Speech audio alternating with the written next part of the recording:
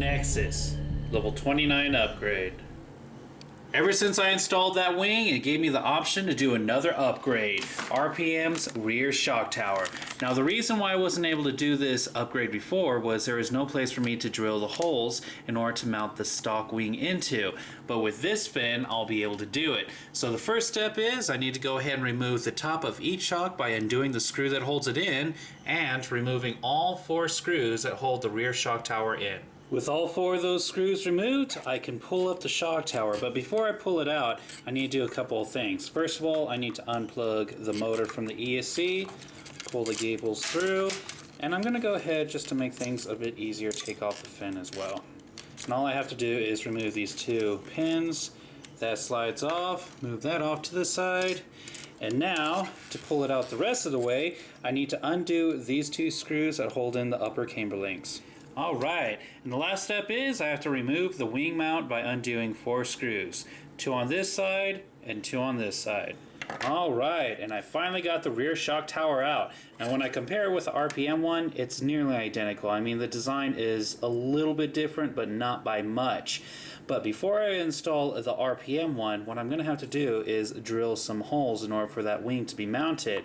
So 2 more holes are going to have to be drilled in right here, and I'm going to also have to widen these 2 top holes. The new holes have been drilled and I widened the holes on the top. Now it's time to go ahead and attach the wing mount. Now that the wing mount is on, it's time to go ahead and reattach it to the RC. So the first step is reattaching the upper camber links, and I'm just going to go ahead and attach it to the lower hole. Once the camber links are reinstalled, I'm going to go ahead and slide it back down and then reinstall the 4 screws that hold in the shock tower.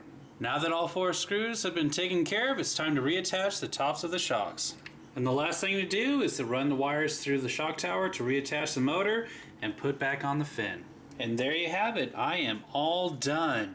Nhexus is the first RPM rear shock tower that has a fin in a very, very stable way. I mean, look at that. That's not going anywhere.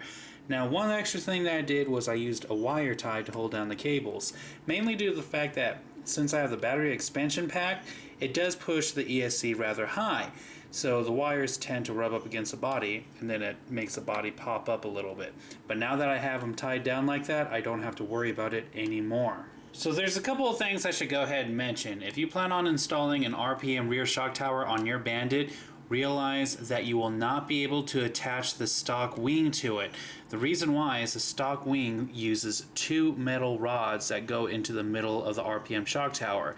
The RPM shock tower doesn't have a thick part for you to drill holes, so you cannot do that modification.